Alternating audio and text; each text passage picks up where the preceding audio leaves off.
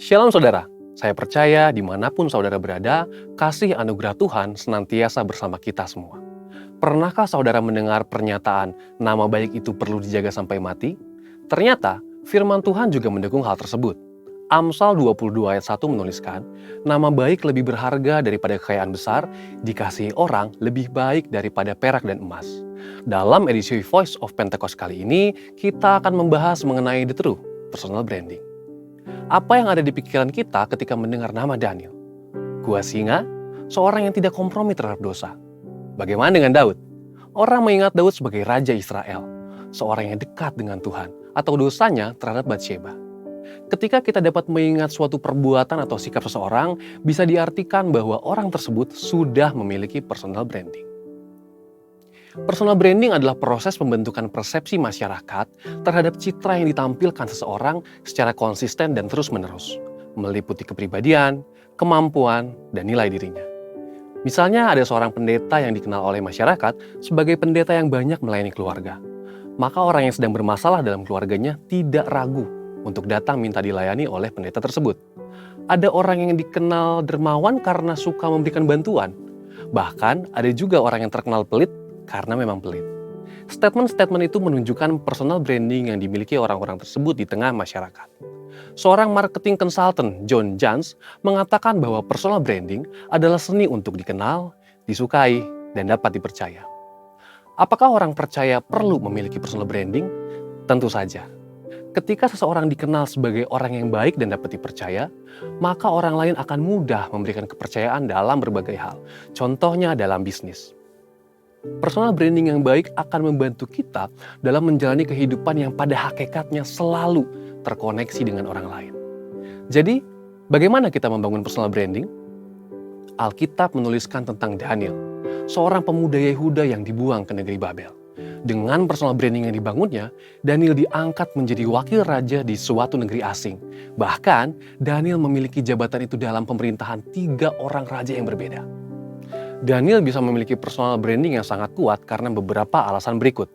1. Daniel menjaga kekudusan. Di Babel, Daniel dan teman-temannya diberi makanan dan minuman dari santapan raja. Namun, Daniel menolaknya karena itu dapat membuat mereka cemar. Daniel berketetapan untuk menjaga kekudusannya sebagai umat Tuhan. Ini adalah hal yang menyenangkan hati Tuhan. Yang kedua, Daniel intim dengan Tuhan. Dituliskan bahwa Daniel berlutut, berdoa, dan memuji Allah 3 kali sehari menghadap ke arah Yerusalem. Ini adalah gambaran kehidupan yang intim dengan Tuhan. Seorang dengan posisi dan tanggung jawab untuk menjalankan pemerintahan seperti Daniel pasti sangat sibuk. Tetapi Daniel konsisten dalam segala situasi untuk memberikan waktunya, berdoa, memuji, dan menyembah Tuhan. Yang ketiga, Daniel dipenuhi roh Tuhan. Daniel dapat melakukan hal-hal besar karena dipenuhi roh Tuhan. Ada perkara-perkara yang tidak dapat dilakukan oleh manusia, tetapi Daniel oleh pertolongan Tuhan dapat melakukannya. Contohnya adalah menafsirkan mimpi orang lain.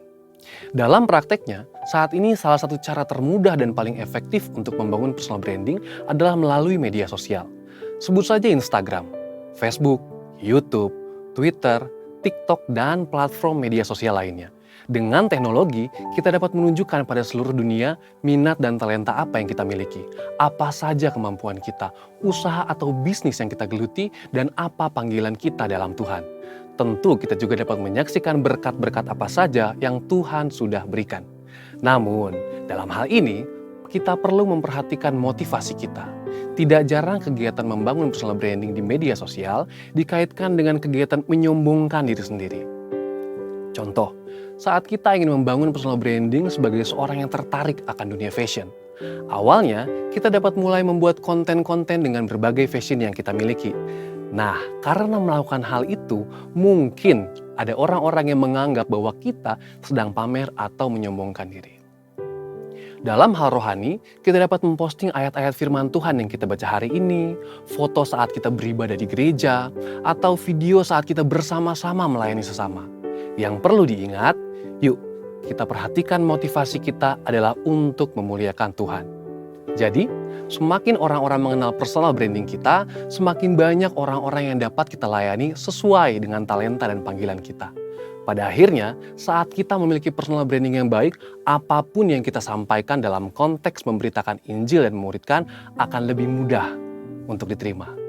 Untuk penjelasan lebih lengkap dari tim teologi kami, silakan buka link yang ada di atas atau scan QR Code yang tersedia. Tuhan Yesus memberkati.